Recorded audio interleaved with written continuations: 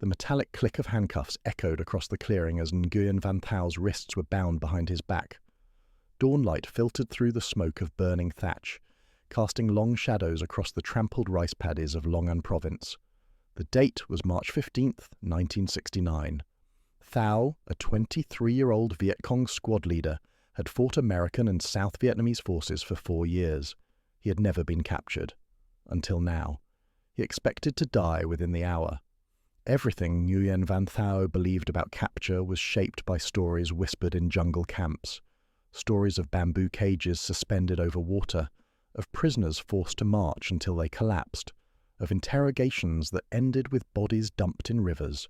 Guerrilla doctrine drilled into every fighter a simple truth: death was preferable to the torture that awaited in enemy hands. The ARVN soldiers surrounding him spoke in rapid Vietnamese, their voices clipped with the exhaustion of a 3-day sweep operation. American advisors stood nearby, their olive uniforms dark with sweat in the humid morning air. One lit a cigarette. The smell of American tobacco, sweet, chemical, nothing like the acrid hand-rolled leaves Thao had smoked in the field, drifted across the clearing. What happened next would contradict everything he had been told about the enemy. Before we continue this remarkable story, drop a comment below telling us where you're watching from and what time it is there. If you're enjoying this deep dive into forgotten history, hit that like button and subscribe. We uncover these untold stories every week. Within 6 hours, Nguyen Van Thao would be eating better than he had in 2 years of fighting.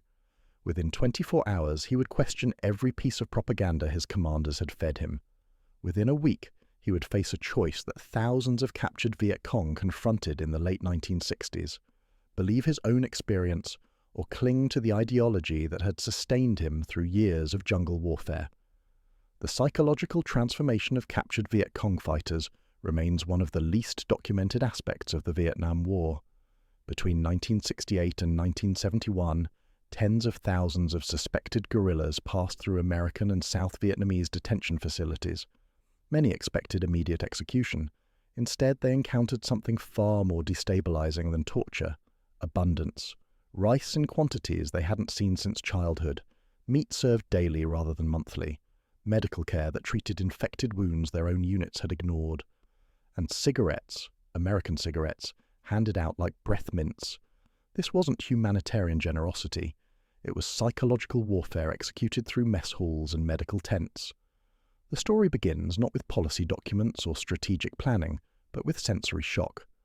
The moment a guerrilla fighter, accustomed to hand-milled rice and salted fish, eaten from communal pots in mosquito-thick jungle clearings, first smelled American canned stew bubbling in a forward-operating base kitchen. That smell, rich, fatty, impossibly complex with its mixture of beef, tomato sauce, and spices, cut through years of deprivation propaganda in seconds. It whispered a simple, devastating question. If the Americans are losing this war, why do they eat like kings while we starve? Thao's capture followed a pattern that repeated thousands of times across South Vietnam in the months after the Tet Offensive of 1968. Large-scale sweeps through Viet Cong-controlled villages netted hundreds of suspects. Some were hardcore fighters. Others were village militia, who picked up rifles only when government forces approached. Many were civilians caught in the wrong place. All expected the worst. The processing began immediately. American military police and South Vietnamese Popular Forces soldiers separated prisoners into groups. Thao found himself zip-tied alongside 17 other men, sitting in the dirt of a hastily established collection point. The morning heat was building, his stomach empty for 36 hours, cramped with hunger. Around him, other prisoners muttered prayers or sat in silent terror. One man wept openly. Another, a boy who couldn't have been more than 16, stared at the ground with the blank expression of someone already dead inside. Then the trucks arrived. Not the expected transport to some remote interrogation center, but supply trucks from a forward base. American soldiers began unloading crates. The prisoners watched in confusion as field kitchens were set up. Metal containers, portable stoves, the organized chaos of a military feeding operation deploying with practiced efficiency. The sound of mess tins clanking against each other, the hiss of propane burners igniting, the rich, impossible smell of rice steaming in quantities that could feed a company. Thao's mind struggled to process what was happening. In 4 years of guerrilla fighting, he had eaten meals hastily prepared over concealed fires, always listening for helicopter rotors, always ready to abandon the pot and run. His typical ration consisted of a fist-sized ball of rice, perhaps a few dried shrimp if supplies were good, occasionally some bitter greens foraged from the jungle, a pound of food per day if he was lucky, half that during the long hungry months when supply lines broke down and the unit survived on cassava root and whatever fish they could catch in muddy streams. The meat ration came once a month if at all, salted pork or dried fish so tough it had to be soaked in water before chewing. The taste was smoke and salt and deprivation. The texture was leather, but it was food, and food kept you fighting, so you chewed and you swallowed and you told yourself the revolution would bring abundance someday. Someday after victory. But watching American soldiers casually open cans of food, the metallic pop of pull tabs, the wet sound of meat sliding onto serving trays, Thao encountered a devastating possibility. What if victory brought nothing? What if the abundance already existed, just on the other side of the war? The American sergeant supervising the feeding operation barked orders in English. A South Vietnamese translator relayed instructions. Prisoners would be fed, then processed for interrogation. Medical personnel would examine injuries. No one would be beaten during initial detention. The Geneva Convention would be observed.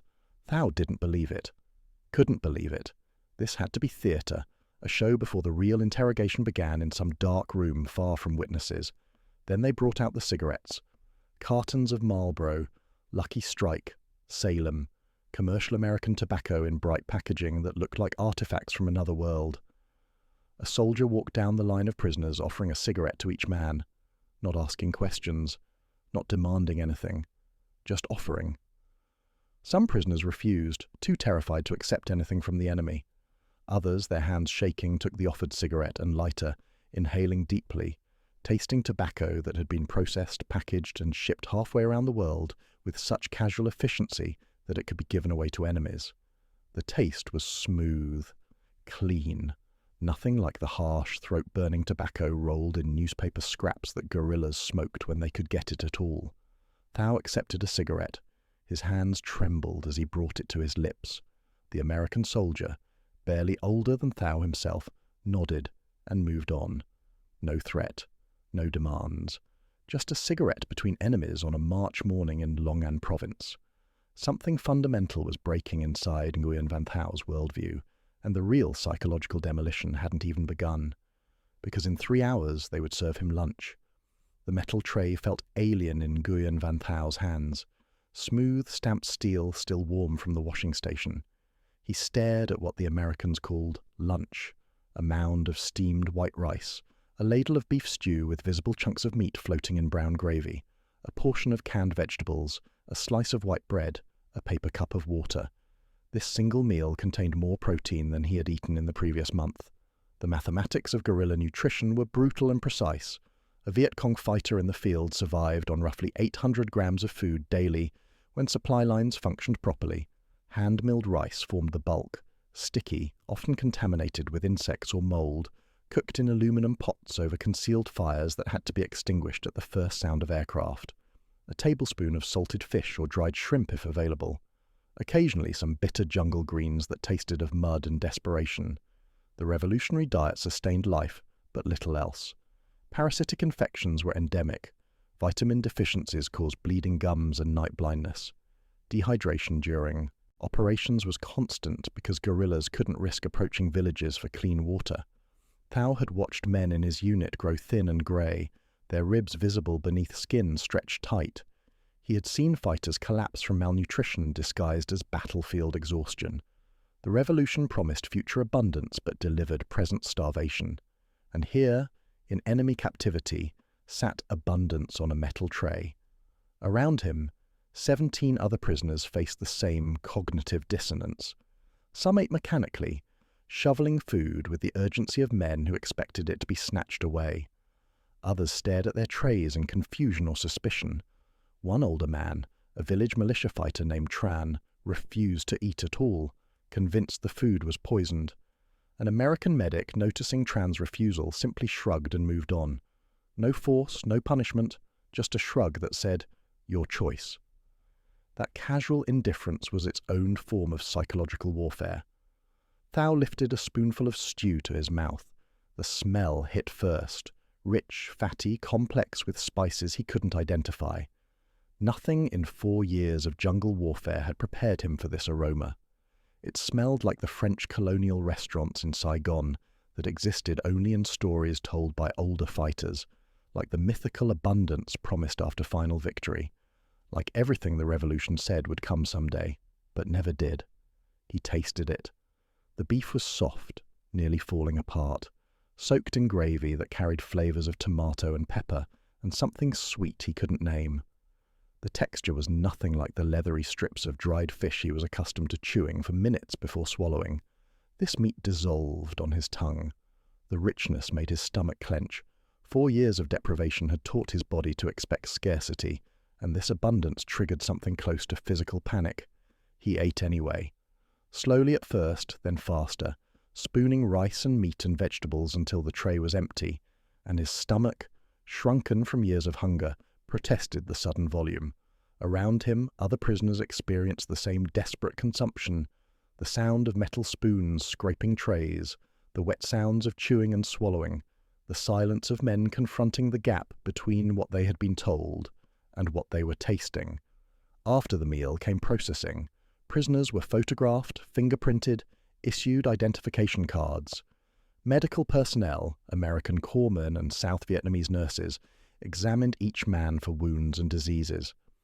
Thao's infected foot, damaged by a punji stake 2 weeks earlier, and untreated except for a rag bandage, was cleaned with iodine that burned like fire.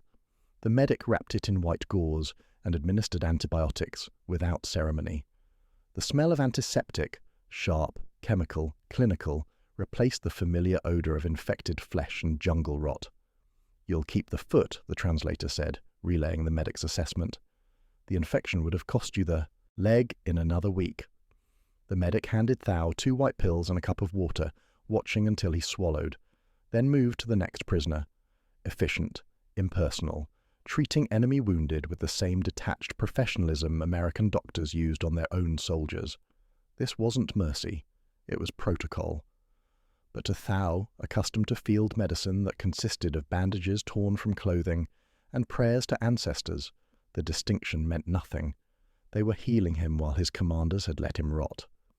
By evening, the prisoners were moved to a temporary holding facility, a series of tents surrounded by concertina wire. The accommodations were primitive by American standards, but astonishing to men who had slept on woven bamboo mats in jungle camps, where monsoon rains turned the ground to mud and mosquitoes swarmed in clouds thick enough to choke. Here, concrete floors, mosquito netting, cots with thin mattresses, electric lights powered by generators that hummed through the night. Electric lights in a prisoner camp. Thao lay on his cot, staring at the bulb hanging from the tent pole. In 4 years of fighting, he had lived by moonlight and concealed fire. Villages under Viet Cong control had no electricity. The Americans bombed the infrastructure, and the revolution lacked resources to rebuild. Darkness was normal. Darkness was revolutionary discipline. But here, in captivity, light blazed without thought of concealment or conservation. The psychological impact was cumulative and devastating. Each comfort, the food, the medicine, the light, contradicted a specific piece of revolutionary doctrine. The Americans were supposed to be weak, desperate, on the verge of collapse. Their society was supposed to be crumbling under the weight of internal contradictions and the cost of war. Yet they fed prisoners better than the Viet Cong fed fighters. They provided medicine freely. They lit their camps with electric abundance while revolutionary zones cowered in darkness. What else had the cadres lied about? That night, Thao overheard 2 prisoners talking in whispers. One, a young fighter captured during the same sweep, voiced what many were thinking. "They fed us better than our own unit ever did." The other prisoner, older, tried to maintain ideological discipline. "It's propaganda. They want us to betray the revolution." But his voice carried no conviction. The betrayal wasn't in words. It was in the taste of beef stew, the feel of clean bandages, the sight of electric lights burning without concern for bombers overhead. The revolution asked men to sacrifice everything for future abundance. American captivity provided present abundance without asking for anything in return. The next morning brought breakfast: rice porridge with sugar, canned fruit, coffee with condensed milk. Thao ate mechanically, his mind working through implications. In the field, his unit had celebrated when they captured a single can of condensed milk, dividing it among 15 men with ceremony and gratitude. Here, Americans poured it into coffee with casual waste, the excess dripping onto concrete without a second thought. After breakfast, interrogations began. Thao was led to a tent where an American intelligence officer and a South Vietnamese counterpart waited with a translator. The questioning was systematic, professional, aimed at mapping Viet Cong unit structures and supply routes. Thao gave minimal information: name, rank, unit designation as required by the Geneva Convention. The interrogators didn't press hard, didn't threaten, didn't raise their voices. At the end of the session, the American officer offered Thao a cigarette, Marlboro, the same brand from yesterday. Thao accepted, and the officer lit it for him with a disposable lighter, a small plastic miracle that created flame with a flick of the thumb. The officer pocketed the lighter without thought. In the jungle, Thao's unit had shared a single flint and steel fire starter among 20 men, guarding it like treasure. "Think about what you've seen here," the translator said, relaying the officer's words. "Think about what you were told and what you've experienced. We'll talk again tomorrow." Thao returned to the holding tent, smoking the American cigarette, tasting tobacco that had been mass-produced and globally distributed with such industrial efficiency that it could be given to enemies. The smoke was smooth, the taste was clean, and somewhere in his mind, the first cracks were spreading through the ideological foundation that had sustained him through 4 years of war. He had expected torture. Instead, he got 3 meals a day. He had expected death. Instead, he got medicine and cigarettes, and that was far more dangerous than any interrogation technique because it couldn't be resisted through discipline or courage. You couldn't fight abundance with willpower. You couldn't maintain revolutionary purity while eating better as a prisoner than as a soldier. The propaganda collapse had begun, and Thao wasn't alone in experiencing it. Across South Vietnam, in dozens of detention facilities, thousands of captured Viet Cong were confronting the same devastating realization. The revolution had promised them everything and delivered nothing, while the enemy they were taught to hate provided abundance without even trying. But the real transformation was still to come, because in 3 days, Thao would be offered a choice that would force him to decide between ideology and survival, between the revolution that had starved him and the enemy that had fed him. The Americans called it the Chio Hoi program: open arms, surrender with amnesty. And the food was just the beginning. The leaflet arrived in Thao's holding tent on the 4th morning, slipped under his cot by a South Vietnamese psychological operations officer who moved through the rows of prisoners like a merchant offering goods. Printed on cheap paper, the text was simple Vietnamese: Chio Hoi, open arms, return to your family, rice, medicine, a new start. The revolution called it treachery. The Americans called it amnesty. Thao called it what it was: a choice between the life he had lived and the life he had tasted. By March of 1969, the Chio Hoi program had processed over 100,000 defectors, former Viet Cong and North Vietnamese soldiers who had surrendered voluntarily or been captured and chosen cooperation over return to the jungle. The program offered food, medical care, job training, and relocation assistance. It was psychological warfare executed through social services, propaganda delivered not through loudspeakers, but through the daily evidence of American abundance.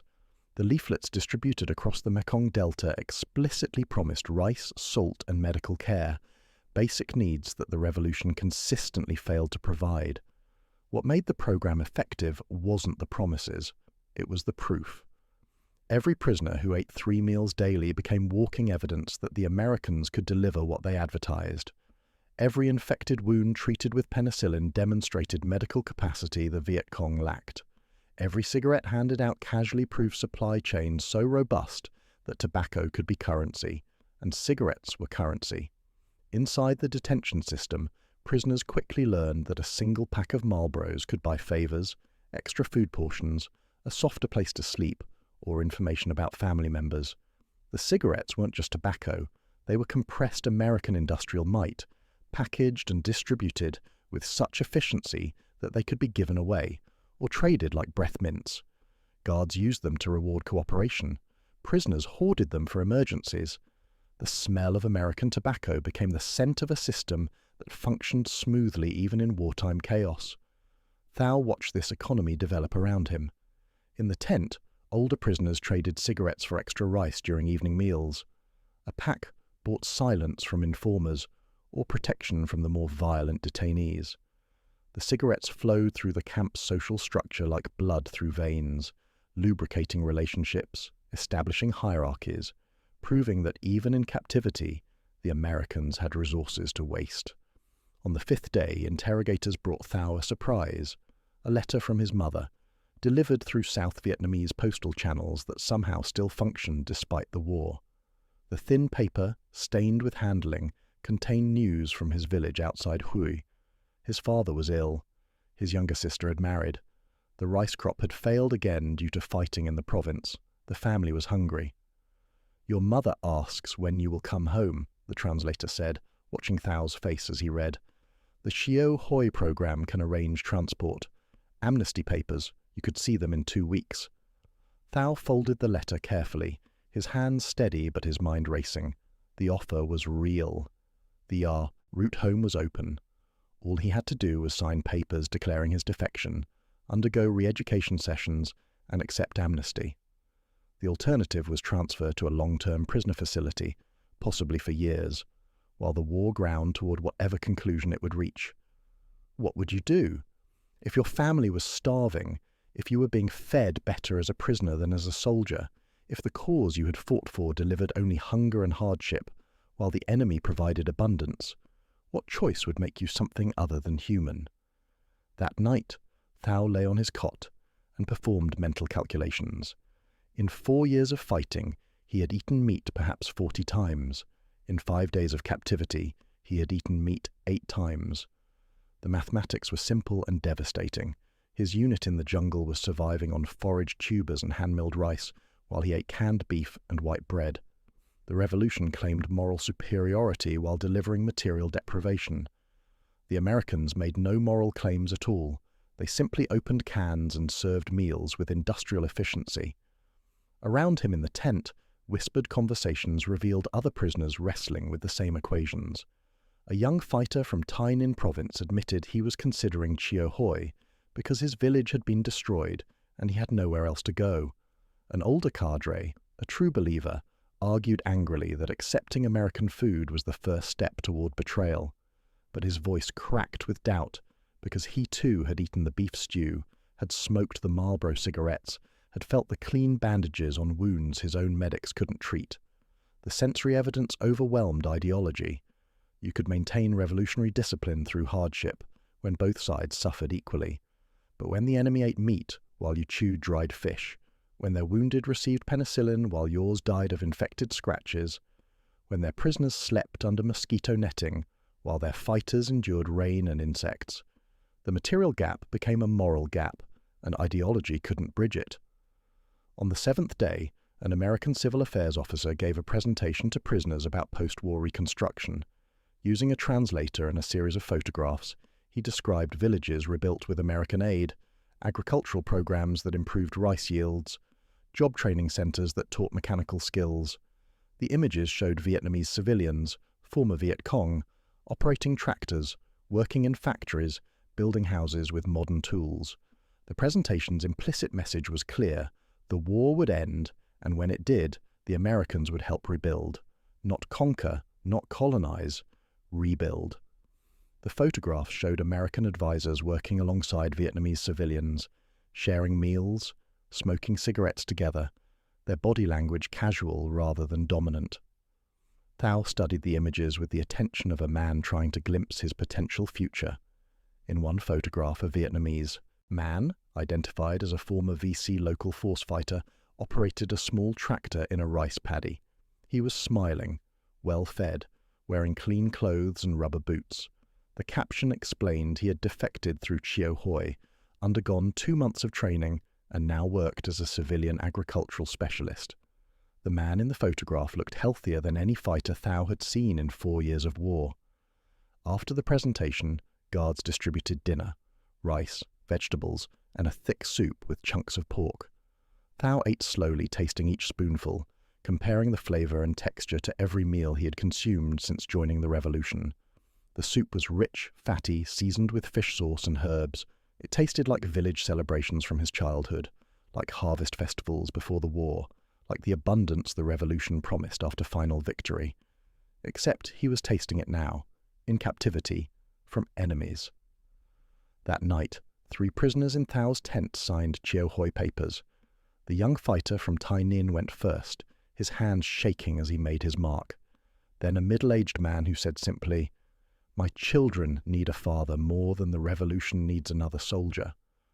The third was a teenager, barely 17, who had been conscripted 6 months earlier and looked relieved to escape the war with honor intact. The old cadre, who had argued for ideological purity, said nothing. But Thao noticed he finished his entire meal that night, scraping the metal tray clean, and accepted a cigarette from a guard afterward. The revolution demanded sacrifice. The Americans offered cigarettes. And somewhere in that gap between demand and offer, ideology dissolved like sugar in warm water. Thao held the Chio Hoi leaflet in his hands, reading it again by the light of the electric bulb that burned without concern for fuel or safety. The paper promised rice, medicine, and amnesty. It promised return to family. It promised a future after war. And unlike revolutionary promises, these had already been partially delivered. He had eaten the rice, received the medicine, witnessed other prisoners taking amnesty and walking out of the camp toward civilian life. The choice should have been impossible. 4 years of fighting couldn't be erased by a week of good meals. Loyalty couldn't be purchased with beef stew and cigarettes. Ideology couldn't collapse under the weight of clean bandages and electric lights. Except it could, and it did. And Thao was beginning to understand why. Because the revolution had taught him to endure hardship for future rewards, but the Americans had demonstrated present rewards without demanding anything in return. The revolution asked, "What are you willing to sacrifice?" The Americans asked, "What would you like for lunch?" And that question, delivered on a metal tray 3 times daily, was destroying more Viet Cong ideology than bullets ever could. Nguyen Van Thao signed the Chio Hoi papers on March 23, 1969. 8 days after his capture. The pen felt heavy in his hand, not from weight, but from what the signature meant. 4 years of fighting ended with a stroke of ink on South Vietnamese government forms processed by a bored clerk who stamped the papers without ceremony and filed them in a metal cabinet alongside thousands of others. The revolution would call him a traitor. His family would call him alive. Within 48 hours, Thao was transferred from the holding facility to a Chio Hoi reception center outside Saigon. The bus ride revealed a South Vietnam he had never seen during 4 years of guerrilla warfare. Highways crowded with civilian traffic, cities functioning despite the war, markets overflowing with food and goods. From jungle hideouts, he had imagined the South collapsing under American occupation. Instead, life continued with an economic vibrancy that shocked him. Motorcycles filled the streets. Shops displayed consumer goods. People moved without the perpetual vigilance of those living in combat zones. The reception center operated like a combination school, hospital, and job training facility. New defectors underwent medical screening. Thao gained 6 pounds in the first week as his body adjusted to reliable nutrition. Educational sessions explained South Vietnamese government structure, economic systems, and civilian law. Vocational training offered skills in mechanics, agriculture, or construction. The program's goal was rehabilitation, not punishment. Turn fighters into farmers, guerrillas into civilians, revolutionaries into citizens. The food never stopped being astonishing. 3 meals daily, prepared in quantity, served with the assumption that there would be enough tomorrow and the day after. Rice with grease. Soup with visible fat. meat portions that would have been a week's ration in the jungle. Thao's digestive system, adapted to scarcity, struggled for weeks. He experienced the physical discomfort of abundance, stomach aches from eating too much, nausea from fatty foods, the strange sensation of genuine satiation. Around him, other defectors underwent similar transformations. Former fighters traded combat stories that gradually morphed into discussions of post-war opportunities. Men who had spent years destroying infrastructure now learned to build it. The psychological shift was subtle but profound, from warriors of deprivation to students of plenty, from revolutionaries promising future abundance to civilians experiencing present comfort. The Chiahui program's success rate was remarkable and controversial. Of the roughly 190,000 participants who defected between 1963 and 1973, most successfully transitioned to civilian life. The program's effectiveness stemmed not from propaganda sophistication, but from simple material reality. Promises backed by delivered rice carried more weight than ideological speeches backed by empty bowls. But the program's darker implications troubled American military analysts. If abundance alone could turn committed fighters into defectors, what did that say about revolutionary ideology? Was the Viet Cong's commitment shallow, easily bought with canned meat and cigarettes? Or had the revolution's failure to provide basic needs created a vulnerability that the Americans simply exploited? The truth lay somewhere between. The Viet Cong fighters were not mercenaries swayed by money. They were believers in a cause that promised future reward for present sacrifice. But when the sacrifice stretched years with no end visible, when the promised abundance never materialized, when the enemy demonstrated that prosperity existed right now, ideology cracked under the weight of empty stomachs. Thao's transformation wasn't instant conversion, it was gradual erosion. Day 1, surprise at good food. Day 3, recognition that the treatment was consistent. Day 5, doubt about what he'd been told. Day 7, calculation of costs versus benefits. Day 8, the decision to leave, each step built on the previous, each meal undermining another layer of revolutionary certainty. 3 months after his defection, Thao returned to his village outside Hue. The reunion with his family was complicated. His mother wept with relief. His father maintained stony silence. His sister's husband asked careful questions about whether American patrols were increasing. The village existed in the war's grey zone, nominally under South Vietnamese control, but vulnerable to Viet Cong taxation and recruitment. Thao's defection made the family suspect to both sides. He brought gifts, purchased with the small allowance provided by Chiahui: rice, cooking oil, fabric, and a carton of cigarettes. The cigarettes, Marlboro, the same brand he'd first tasted as a prisoner, became village currency. His father traded them for tools. His mother exchanged them for medicine. The American tobacco circulated through the local economy, each transaction a small victory for the psychological warfare that had converted Thao from fighter to defector. Across South Vietnam, tens of thousands of similar stories unfolded. Former Viet Cong integrated into civilian society, carrying with them the memory of American abundance and revolutionary deprivation. Some remained ideologically committed but war-weary. Others experienced genuine conversion, concluding that the revolution had sold them a lie about American weakness. Most fell somewhere between, pragmatists who made peace with whoever provided rice and security. The sensory memories persisted. Years after the war ended, after Saigon fell in 1975, after the country reunified under communist control, after the American era became history, former Chiahui participants would remember the taste of canned beef stew, the smooth draw of Marlboro cigarettes, the smell of antiseptic on clean bandages. These sense memories competed with revolutionary narratives, creating private contradictions that individuals negotiated quietly. In the unified Vietnam that emerged after 1975, discussing Chiahui participation became dangerous. Defectors faced suspicion and re-education. Many concealed their histories, claiming they had been forcibly detained rather than voluntarily defected. But the experience left traces, an understanding of American efficiency, a memory of abundance, a knowledge that other systems existed that could deliver prosperity without requiring total ideological commitment. When Vietnam began economic reforms in the 1980s, opening to markets and foreign investment, some of that transformation was guided by people who had witnessed American plenty firsthand. Former prisoners and defectors understood that material abundance wasn't capitalist propaganda. It was achievable reality if the system prioritized production over ideology. The story of Vietnamese prisoners stunned by American food contains no clear moral, no simple lesson about right and wrong sides. It reveals instead the psychological power of material reality. Ideas matter, ideology motivates. But hunger speaks louder than speeches, and full bellies argue more persuasively than political theory. The Viet Cong, who expected torture and received beef stew, experienced cognitive dissonance that political officers couldn't resolve with lectures. Every meal undermined revolutionary certainty.